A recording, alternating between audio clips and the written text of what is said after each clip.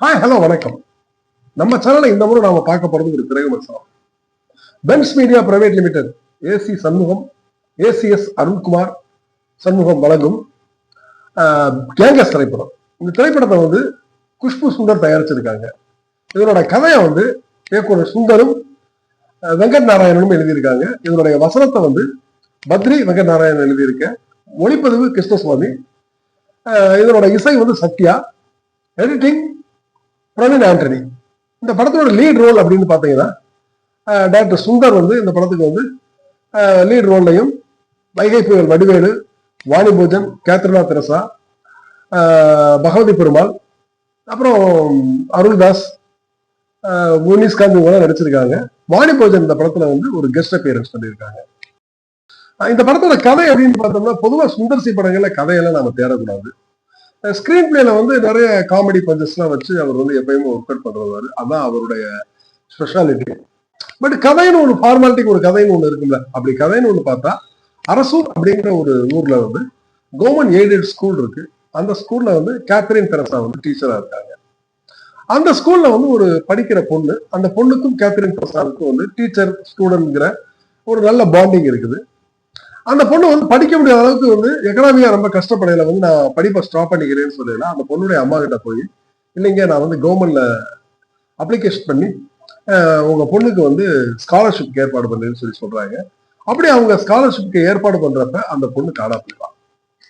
அந்த பொண்ணு மட்டும் காணா போல அந்த ஸ்கூல்ல தொடர்ந்து இந்த மாதிரி பல பெண் குழந்தைகள் காணா போயிடுறாங்க. அந்த மாதிரி பல பெண் குழந்தைகள் காணா போயிடுறாங்க. இப்ப கேத்ரின் தெரசா வந்து என்ன பண்றாங்கன்னா, முதலமைச்சரோட தனிப்பிரிவுக்கு வந்து ஆன்லைன்ல வந்து ஒரு கம்ப்ளைண்ட் ரெஜிஸ்டர் பண்றாங்க.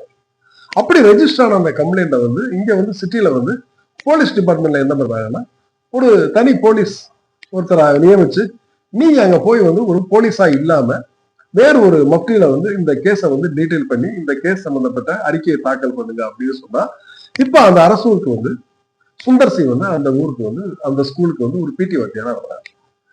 இப்ப அந்த பிடி வாத்தியாரா வரல, அங்க வந்து ஆல்ரெடி வந்து ஒரு பிடி வாத்தியாரா வந்து நம்ம வைகை புயல் வடிவேலு காமெடி இருக்காரு. சுந்தர் சிங் வந்து அந்த ஸ்கூலுக்கு வந்து பிடி மாஸ்டரா வருவாரு. ஆல்ரெடி அங்க பிடி மாஸ்டரா இருக்கிற வடிவேலு வந்து அங்க இருக்கிற கேத்ரின் தெரசா வந்து லவ் பண்றாரு. பொதுவா வந்து இந்த மாதிரி காமெடி கதைகள்ல வந்து பாத்தீங்கன்னா, காமெடியன் வந்து ஹீரோயினை லவ் பண்றதும், ஹீரோ வந்த உடனே ஹீரோவுக்கு ஹீரோயினுக்கு வந்து ஒரு கெமிஸ்ட்ரி ஒர்க் அவுட் ஆகிறத பார்த்து காமெடியன் வந்து பொறாமப்படுறதும், இந்த மாதிரியான கிளிஷேவான பல காட்சிகள் இருந்தாலும், வடிவேலு வந்து இந்த படத்துல வந்து என்ட்ரி ஆகிற சீன்ல இருந்து ஃபர்ஸ்ட் ஹாஃப்ல வந்து கிட்டத்தட்ட ஒரு 7-8 சீன் வர்றாரு. அந்த 7-8 சீன்லயுமே வந்து வடிவேலு தன்னுடைய பாடி லாங்குவேஜ்லையும், டைலாக் டெலிவரியிலையும், எக்ஸ்பிரஷன்லையும் எப்படியாவது வந்து ஆடியன்ஸ் சிரிக்க வைக்க நினைக்கிறாரு. எனக்கு மட்டும் இல்லைங்க, தியேட்டர்ல பாக்குற யாருமே வந்து இந்த படத்தை வந்து ஃபர்ஸ்ட் ஹாஃப்ல வந்து பின் டிராப் சைலண்டா தான் பார்த்தாங்க. ஆனா நிறைய காமெடிக்கு வந்து ஒர்க் அவுட் பண்றதுக்கு வந்து ட்ரை பண்ணி அது வந்து பெருசா ஒர்க் அவுட் ஆகல. பட் அந்த இன்டர்வல் இருக்கு பாத்தீங்களா, அது வந்து ஃபர்ஸ்ட் ஹாஃப் வந்து ரொம்ப அழகா கிரிப்பா வந்து தாங்கி பிடிக்குது. இந்த ஒரு இப்படி ஒரு இன்டர்வலோட வந்து இந்த விஷயம் வந்து முடியும் அப்படின்னு யாருமே எதிர்பார்க்காத மாதிரியான ஒரு நல்ல ட்விஸ்டோட வந்து அந்த இன்டர்வல் ஓவர் இயர் ஆகுது. அந்த இன்டர்வல் முடிகிற இடத்துல வந்து பார்த்தா, அதோட வந்து பாத்தீங்கன்னா அந்த ஃபர்ஸ்ட் ஹாஃப்ல வந்து அந்த பொண்ணு காணா போன விஷயத்துக்கு சொல்யூஷன் கிடைச்சிருது.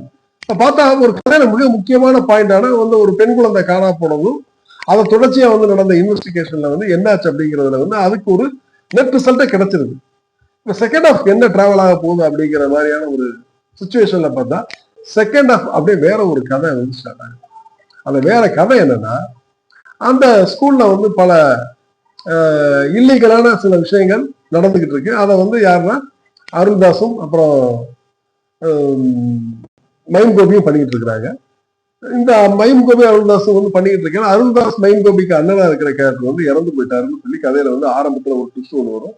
இப்ப அந்த கேரக்டர் வந்து ஏன் இறந்தாருங்கிறத பத்தின விஷயம் எல்லாம் சொல்லி செகண்ட் ஹாஃப் பாத்தீங்கன்னா ஒரே டிக்கெட்ல 2 படம் பார்த்தது மாதிரி வேற ஒரு கதை ஸ்டார்ட் ஆகுது. செகண்ட் ஹாஃப்ல ஒரு 100 கோடி ரூபாய் பணத்தை வந்து இந்த இல்லீகல் கேங்ஸ்டர்ஸ் வந்து என்ன பண்றாங்கன்னா, அது வந்து காணா போயிடுச்சு அப்படின்ற ஒரு விஷயத்த சொல்லிடுற, இந்த 100 கோடி பணத்தை நாம எப்படி லவுட்டலாம் அப்படின்னு சொல்லி சுந்தர் சி வந்து ஒரு பிளான் பண்றாரு.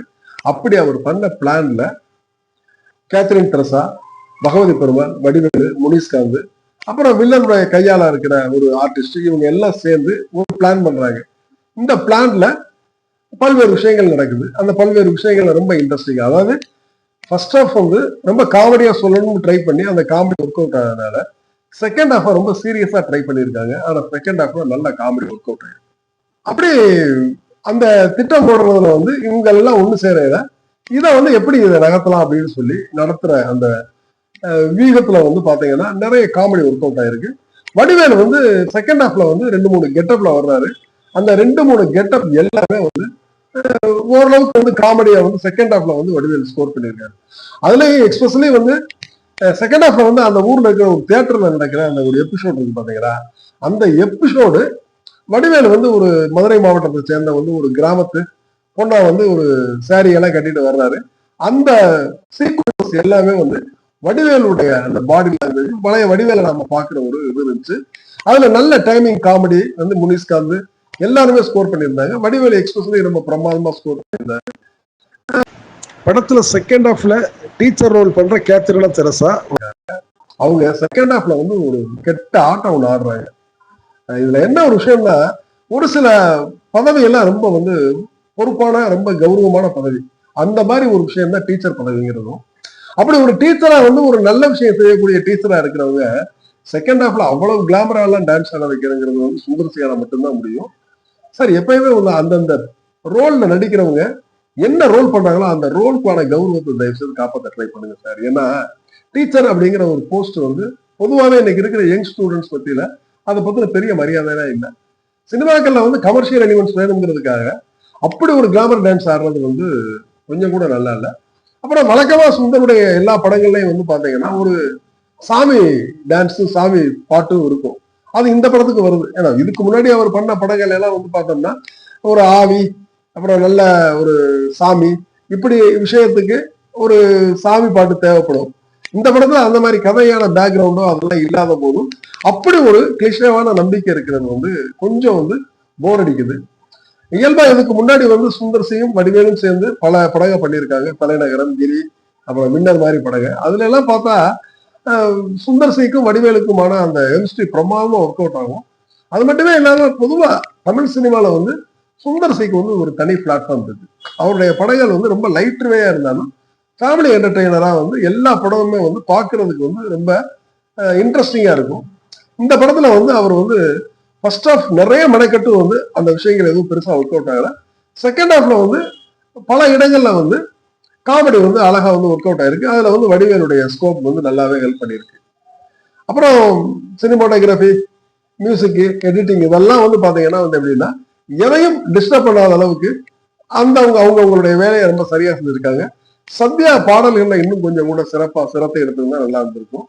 பாட்டு தியேட்டர்ல கேட்கிறப்ப ஏதோ வந்து போகுது. மற்றபடி வந்து தியேட்டர் விட்டு வெளியில வந்தா இன்னைக்கு இருக்கிற எந்த படத்துலயுமே பாட்டு கேட்கறது மாதிரி இருக்காது. அது இந்த படத்துக்கும் பொருந்தும். அப்புறம் இந்த படம் வந்து வடிவேலுக்கு வந்து இந்த காமெடி வந்து காப்பாற்றும் அப்படின்னு நினைச்சோம்னா இந்த படம் வந்து வடிவேலுடைய கம்பேக்கான படமா இல்லை. சரி, வடிவேலு இந்த படத்தை காப்பாற்றுவார்னா அந்த அளவுக்கு வந்து வடிவேலு ஸ்கோர் பண்ணல. இதுதான் இந்த படத்துல வந்து நமக்கு நெட் ரிசல்ட்டா கிடைக்கிறது. சுந்தர் சார் வந்து எப்பவுமே வந்து ஒரு படத்தை வந்து எடுத்துக்கிட்டாருன்னா அந்த படத்துல வந்து அவருடைய உழைப்பு வந்து ரொம்ப இதா இருக்கும். இந்த படத்துல வந்து அவர் ஹீரோவாகவும் நடிச்சிருக்கிறாரு. பொதுவா அவர் நடிக்கிற படங்கள்ல வந்து பார்த்தா வேற ஒரு ஹீரோ இருப்பாங்க, இவர் ஒரு கேரக்டர் ஆர்டிஸ்டா வருவாரு. அந்த அவருடைய வேலையை ரொம்ப கரெக்டா செய்வாரு. ஆனா இந்த படத்துல வந்து வேற ஆர்டிஸ்டே இல்லாம வடிவேலும் சுந்தர் சியும் பண்ணியிருக்காங்க.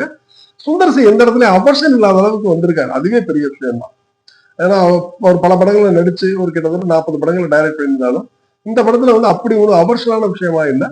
வாணிபோஜனோட போர்ஷன் வந்து செகண்ட் ஹாஃப்ல வந்தாலும் அந்த சின்ன போர்ஷன் வந்து ரொம்ப கிறிஸ்பா பண்ணியிருந்தாங்க. வழக்கமா அதுல வந்து ஒரு நல்ல ஒரு ட்ராஜடி வந்து ஒர்க் அவுட் ஆயிருச்சு. இதே மாதிரி படத்துல வந்து நீங்க செகண்ட் ஹாஃப்ல பாத்தீங்கன்னா செகண்ட் ஹாஃப்ல வந்து ஒரு சூப்பர் ட்விஸ்ட் ஒன்று இருக்கு. அந்த ட்விஸ்டும் வந்து நாம எதிர்பார்க்காத மாதிரி பிரமாதமா ஒர்க் அவுட் ஆயிருக்கு.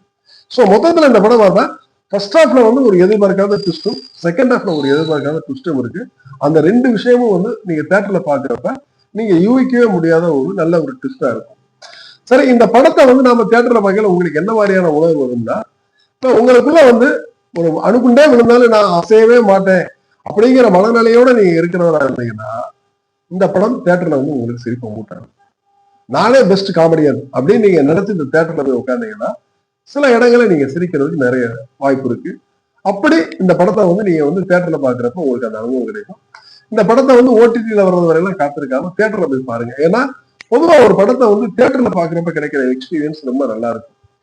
தியேட்டர் எக்ஸ்பீரியன்ஸுங்கிறது வந்து விஷுவல், ஆடியோ, ரீ ரெக்கார்டிங், சவுண்ட் எஃபெக்ட், இந்த மாதிரியான ஸ்பெஷல் எஃபெக்ட்ஸ் எல்லாமே வந்து பக்காவா ஒர்க் அவுட் ஆகிற இடம்னு பார்த்தா அது தியேட்டர் தான்.